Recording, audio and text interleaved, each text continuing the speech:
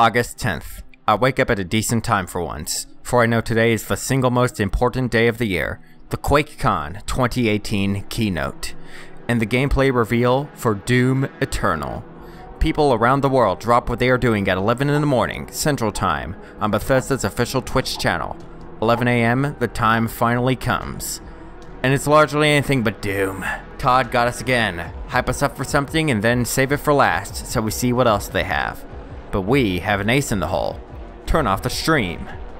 No, wait, they're doing drops. Well, I don't care, I already got Quake Champions for free and that's all I need. Stream off, go about my day, search Doom Eternal gameplay. So, how did it go? Did the hype overshoot the game and disappoint us? Or did it shatter our expectations and get the real train rolling? I've been waiting ever since June to see gameplay of the new Doom game. It was literally the only thing at E3 2018 that I actually cared about. People told me, don't get excited, it's just a pre-rendered cinematic. But the diehards were already ravenous. They've smelled the food and now they're fucking hungry. So, was the food delicious? Does Doom Eternal look good? The game is fun.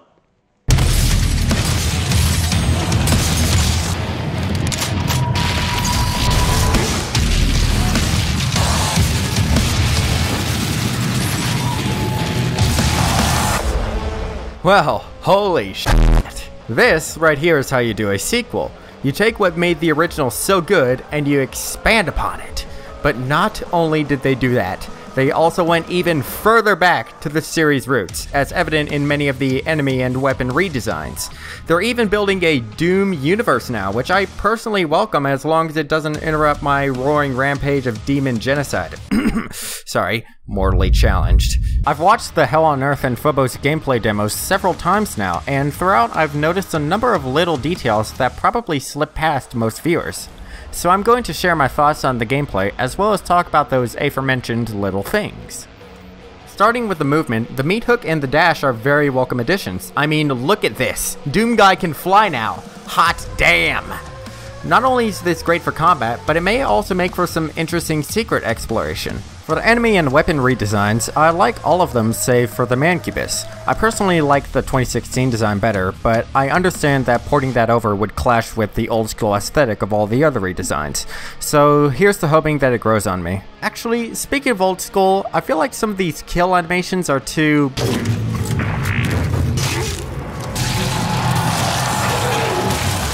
comical, even for something as gloriously silly as Doom. This is just me nitpicking though, and really the only valid criticisms that I have other than the campaign invasions. The invasions I largely don't know how to feel about yet.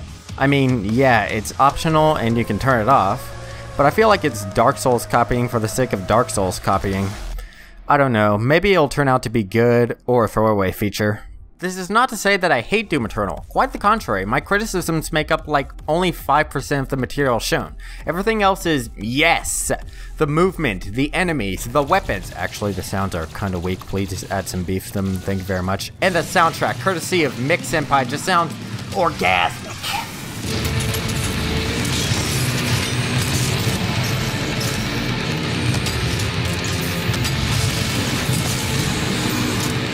The intro to the Phobos demo is probably one of my favorite video game cutscenes of all time, because it underlines just how much the Doomslayer is the big boy on the playground. Even humans are scared of him.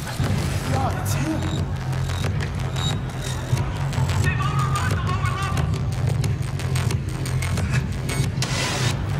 Corporate says we should let them through. What? Why? I saw someone online say it's like he's constantly emitting a field of pure angery that can be felt from a mile away. Access granted.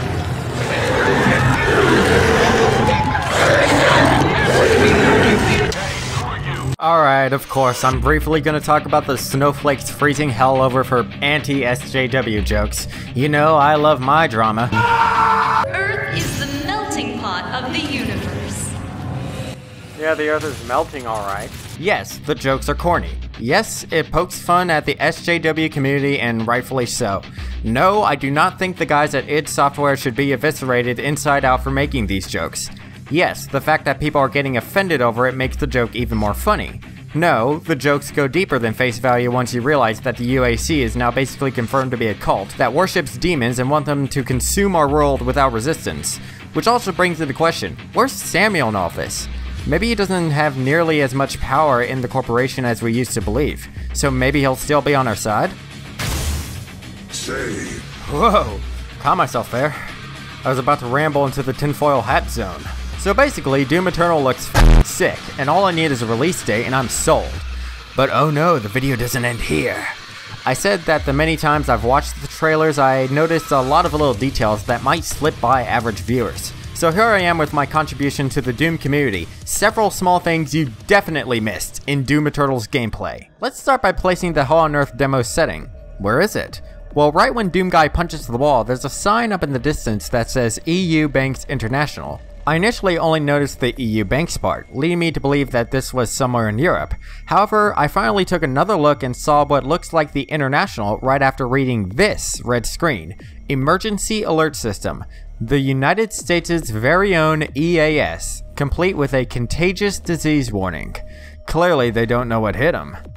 With this and a low look at the building architecture, based purely on familiarity with Sam Raimi's Spider-Man trilogy, I am now sure that this apocalyptic wasteland was once the city of New York.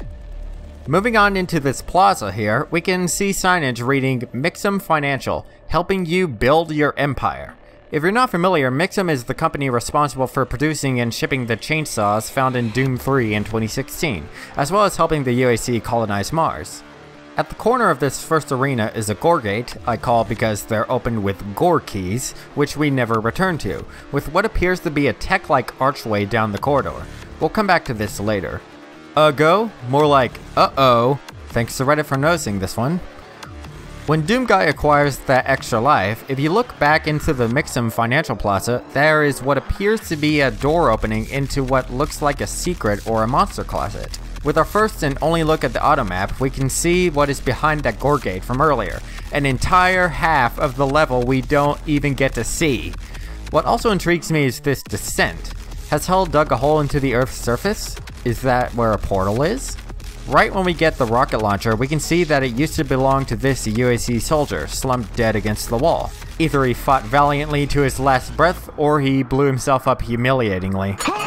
Once the Blood Punch power-up is acquired, the icon for it will appear in the bottom left corner whenever the effect is active, that is, right after a glory kill. Noticeably, there is little space for more such power-ups, so maybe these are in effect for only one level, or you can only have one or a few at a time. A few moments later, we have our first encounter with a Pain Elemental. As we can see, it spawns lost souls as expected, but of interest is that the spawns seem to stick close by the Pain Elemental. Additionally, once it's killed, we don't see those lost souls again. Does the death of the mother kill its spawn? Now in the middle of that first Pain Elemental fight, our player here momentarily heads for this strange looking door before turning right around. Almost as if he just remembered that's something they can't show yet. Finally, at the very end of the demo, when the player invasion happens, there is this screen on the wall, right next to the Mancubus, that says, "Submit to them." And I'm thinking this is our good friend the UAC speaking here.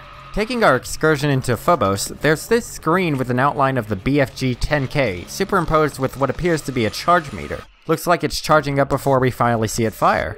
As Doom Guy is dragging this guy by the neck, the screen behind him has a notice reading, "Expected Surge to Primary Chamber, Pipe Supervisor M. Kirkpatrick." Throughout this demo, I've seen a lot of infighting involving zombie soldiers going down, so I take it they're loathed by other demons, or maybe they attack indiscriminately. Speaking of zombie soldiers, I initially believed that shooting them dropped armor shards occasionally, but then I observed one common factor. They were on fire. Shooting burning enemies will drop armor. In the few frames we observe the weapon wheel, we can see that both the plasma gun and the ballista use energy cells for ammunition, but display two different counters. Clearly, this means that the ballista uses multiple cells per shot, and shows how many shots it can fire before running dry. This behind the head shot of Flameboy catches a crane and what is either a lens flare or Deimos. Finally, the Archvile itself shares a few similarities with the Imp, much in the same vein of the Summoner, so I have my doubts that the Summoner is going to be making a return. And that's pretty much it for my uncontrollable hype for Doom Eternal, as well as the several small details I've seen in the trailers. If you enjoyed the video, be sure to leave a like and subscribe if you're interested in my future content. I'm doing a giveaway. I'll be giving away a cup of applesauce. Yeah, a cup of applesauce. So to enter this giveaway, all you have to do is comment down below "nut," and applesauce will spontaneously appear, shoved deep in your butt.